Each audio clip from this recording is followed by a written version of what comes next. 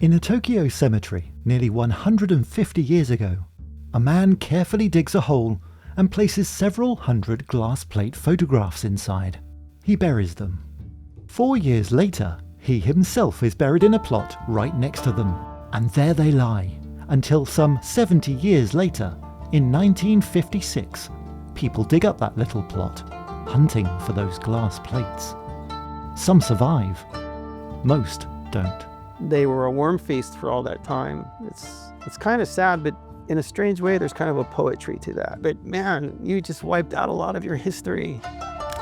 This is the story of Ukai Gyokusen, why he was almost forgotten, and the quest to revive his legacy as Japan's first professional photographer.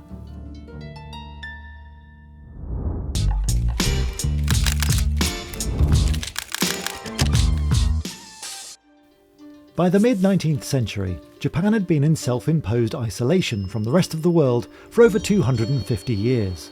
That was until the US Navy flung open Japan's doors with the unsubtle threat of extreme violence, literal gunboat diplomacy. 外国の人が日本で一発なんか当てようっていうお金持ちになろうっていう感じでいろんな人が集まってきて、で日本人もそれが興味を持っていろんな人が横浜居留地を見に行くようになった。And it was at this time that an intrigued former sake seller, come artist, come antique collector, come son of a samurai, made his way from Edo, now known as Tokyo, on a trip to find rare items. And it's in Yokohama he met American photographer Orrin Freeman. Orrin Freeman was a really important pioneer of photography in Japan.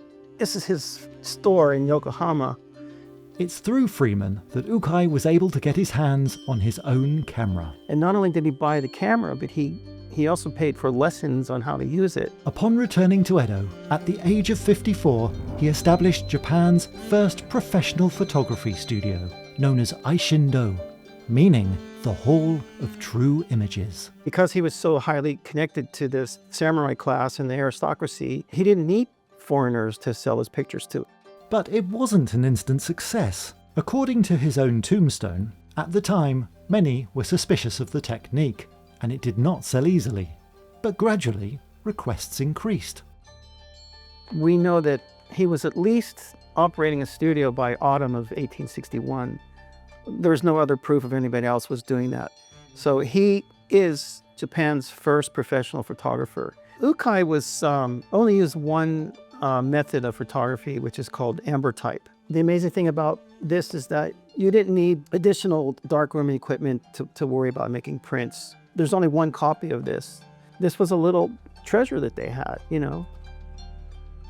For 8 years, he took photos of samurai, noble dignitaries, and other cultural elites. But then, in 1869, he abruptly stopped and closed down the business. So it was kind of a brief window, but Ukai quit right when photography was just starting to prosper in Japan. So it's easy to see why he fell through the cracks, right? やり方が変わったりとか、ファッションが変わったりとか、だから多分それがついていけなくなったのかなって。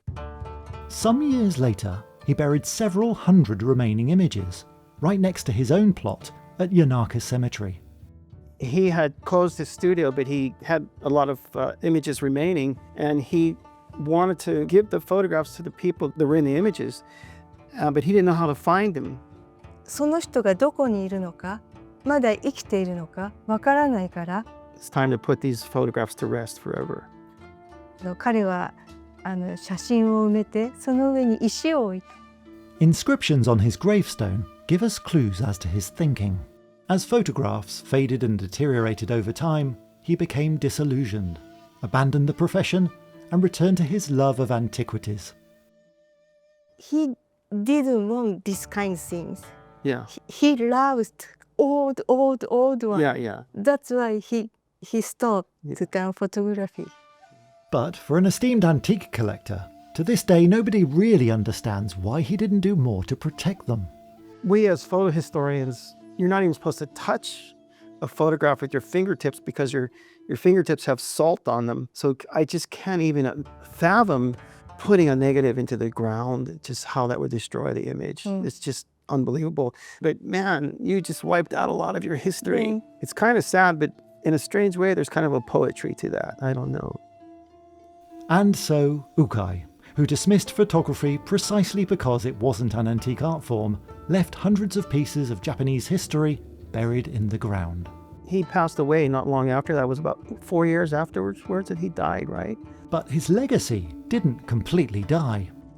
So intrigued were photography experts and Ukai's own descendants that in 1956 an excavation was arranged to find the long-lost glass plates. They put a team together and decided to dig them up, right? They dug up the negatives. すごいこう探求心があって人のお墓を掘っちゃうっていうのはすごいなと思うけど。Finally, Ukai was getting some serious recognition. They uncovered the fragments of some 100 surviving glass plates. They were a worm feast for all that time. They were so badly damaged and they were rapidly deteriorating, peeling and cracking, and so weren't they like a little afraid? So they put them back, some of them back into the dirt. Is that what they did?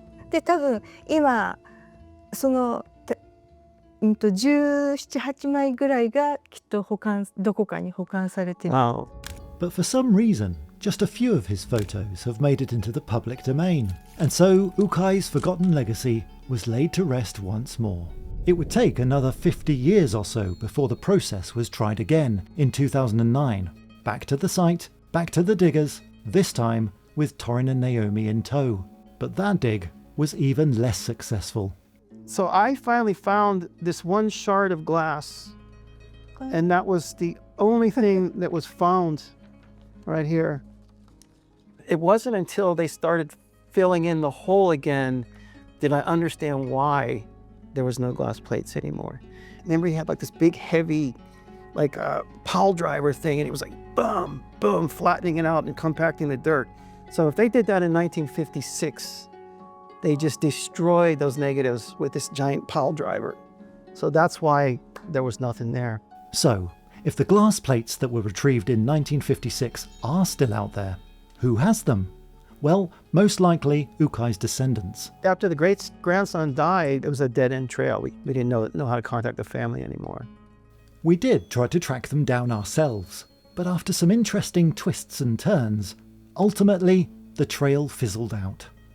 But Naomi and Torin have been on the case a lot longer than us, and around the same time, in early 2025, out of the blue, Naomi was contacted by the estate of a photography enthusiast who wanted to donate some very prized images. These are the negatives that were excavated from the cemetery in Yanaka.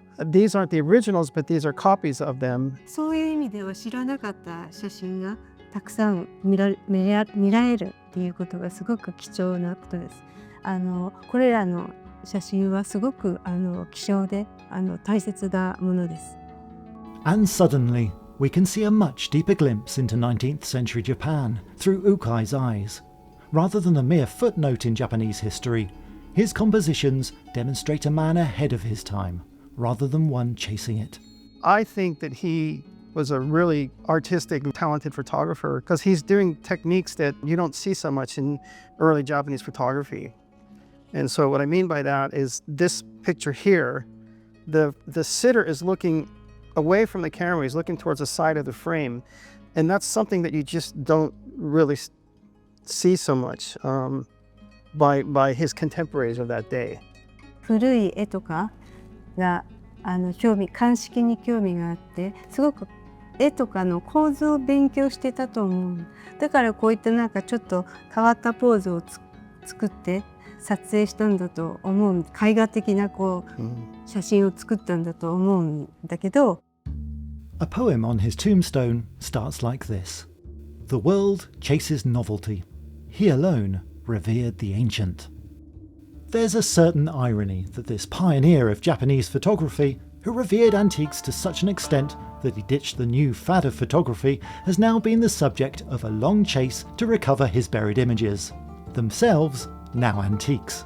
Photography is such a part of this country. I mean, photography in Japan is kind of goes together. They just perfectly fit. So he was very unique from other Japanese photography because not only was a pioneer, but he was a true Japanese photographer. He wasn't trying to work with foreigners, photography for the Japanese by a Japanese, which was very rare in those days. だから江戸に写真館がたくさんできるきっかけにもなった。そういう意味ではすごくこう写真が日本人に普及するのに貢献した人だと。He's the guy. He's the very first guy. I mean, that's it. If I can meet Ukai, I really wanted to say something to him. And that is? And he said that photograph so early for getting damaged, but now still there. More past 160 years ago, we still can see. Then, if he understands for taking care of the ambrotypes, Yeah. he can keep more than 100. Yeah. He's sure, right? I think though, if I was able to go back and meet him, I'd say, "Hey, what are you doing? You know, Yeah, that's why did what I you wanted. do that? I mean, Him. you know, wouldn't that be something if we could find an Ukai photograph on our own? You know, that would be like finding a treasure. Wouldn't it?